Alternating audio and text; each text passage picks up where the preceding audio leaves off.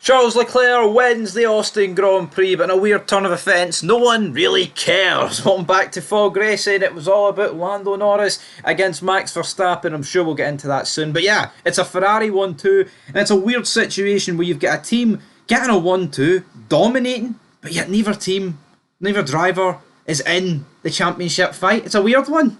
No, neither driver's in the championship fight, but the teams certainly are. They're in the Constructors' Championship fight, and I believe they will definitely be second minimum come the end of the season. They're going to be too good for Red Bull, especially considering only one Red Bull driver seems capable of scoring high-end points. So yep. I think the big question is, can Ferrari catch McLaren? And the way things are going, I think it's more likely that we see Ferrari catch McLaren than it is we see Norris catch Verstappen. Absolutely. I think Singapore, it pretty much derailed Ferrari's chances, I think, of both titles. I mean, they could still get the Constructors, but Leclerc and Sainz, it was a disaster weekend, and they really could have done a lot better on a points front, absolutely. But, I mean, let's just talk about the incident itself between Lando Norris and Max Verstappen. Should Norris have received a 5-second penalty? For me, it's a tough one, right? Because I don't like the fact that Max can pretty much just dive bomb, force him off. No, but that sets a dangerous precedent, right? You know why? Because that pretty much means if you lose the position down the straight, that means you can afford to dive bomb, send him off the road yourself, and then if he just continues on... Did we not get the same thing in the first few laps? Who is it? Someone done that, and Max came on in front. Was it against Sainz, or was it? It was against Sainz. And Max never had to give it back. And Sainz complained on the radio. But they said to Sainz, because you went off as well, you never stayed on the track. Well, Max went off. Yeah. So what's the difference? Why did Max not have to give the position back? I think it's because Sainz didn't overtake Verstappen. Norris did overtake Verstappen. But to me, that's pathetic. You know what I mean? I don't get that. I think this is... honestly, I think this is just retarded. I don't like this rule. Pretty much, it is like, well, you know what? If I'm going to lose the position, I'll force him off. I think that's a joke. I understand why he's got a 5-second time penalty, but should Norris be penalised for that? I don't think so. We'll put it up for a poll. It's just, I understand Norris's frustrations, but you know what? He should just let him back through and overtook him. It's as simple as that, man. That's what he should have done. You know, but we've seen Max, man. In the battles with Hamilton, he's forced him off a million times and not a lot of penalties get dished out, but we'll see how it goes. As for the rest of the race, I mean, it was an alright race. It wasn't the greatest race of all time. Good drives for Colapinto and Liam Lawson. I'd be getting Colapinto in that Red Bull seat for next season.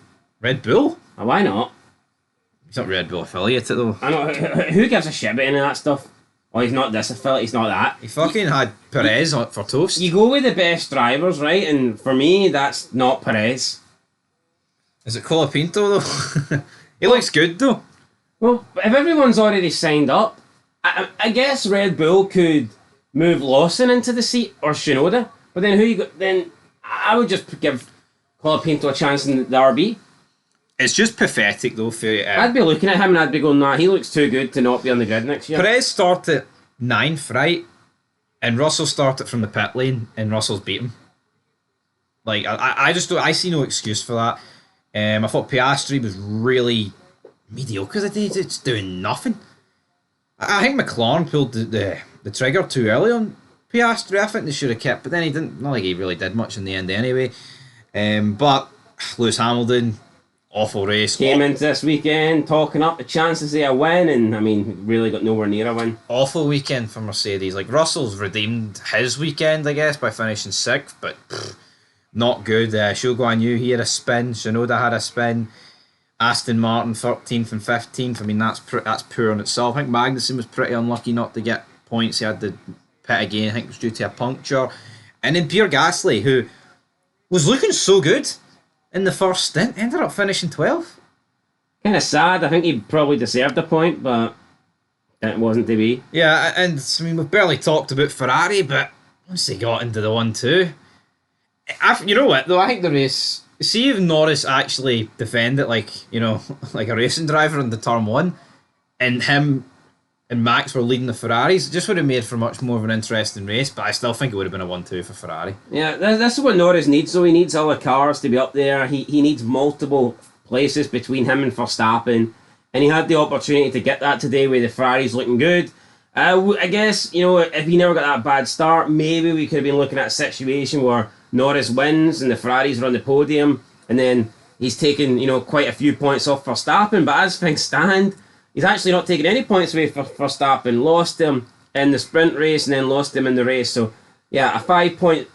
I think if Norris only took 5 points off Verstappen coming out of this race, he'd have been disappointed. But he's actually lost 5 points to Verstappen. So, yeah, not good. Yeah, the 5 races to go, 2 more sprints, right? He needs to take points out of Max, and here, Ferrari look really good. Ferrari look brilliant, but the problem is they look too good. Because if Ferrari walk away with 1-2s, right, which I don't think they'll 1-2 every race, right? Hell, they might not even be the fastest car in the next Grand Prix, which I believe is Mexico. But if they are that good, Max is obviously beating Perez every week, right? Mercedes don't look like they're anywhere. They don't look like they're top 3 getting up there. If Lando's finishing 3rd to Max's 4th, that's not good enough. You know what I mean? It's not. But I just don't think Lando Norris has actually got what it takes to be a world champion. He's still young, right?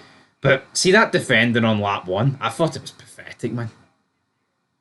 You don't think so? Yeah, no, it wasn't good. He could have closed the door, didn't close the door. I mean, it pretty much just fucking handed Charles Leclerc the victory, but again, I think he would have won anyway. But here, I'm not going to be too critical on Norris because I see similarities in this season with Hamilton. I think Hamilton bottled it against Verstappen a lot of time. You look at Imola, you look at Barcelona that season.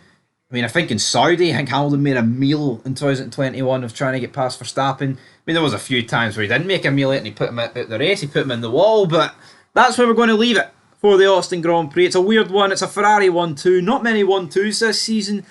But here, can Ferrari win the Constructors? I see no reason why not. We'll take a quick wee look at the standings here before we leave yous. But as for the drivers, I believe Charles Leclerc is 79 points behind Max Verstappen. Tell you what, he's only 22 points behind Norris. I think it would be pathetic if Charles Leclerc beat Norris in the championship. Well, that's the more likely outcome, I think, right now, so... Yeah. No, I totally agree.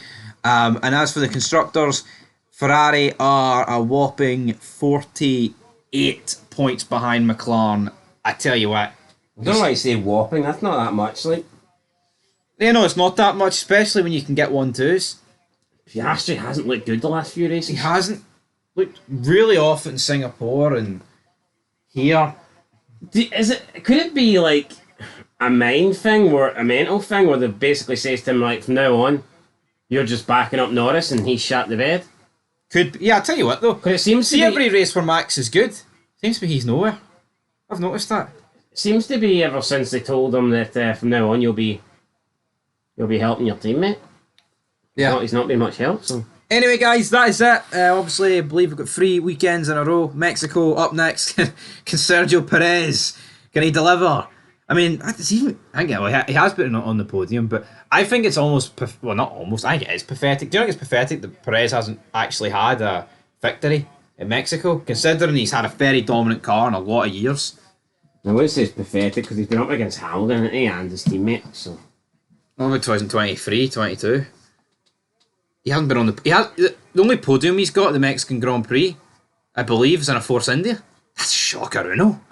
We'll see if he can improve next time. Obviously last year he smashed straight into the size of Leclerc, but anyway, He did. He did. That's your Austin Grand Prix review. Peace.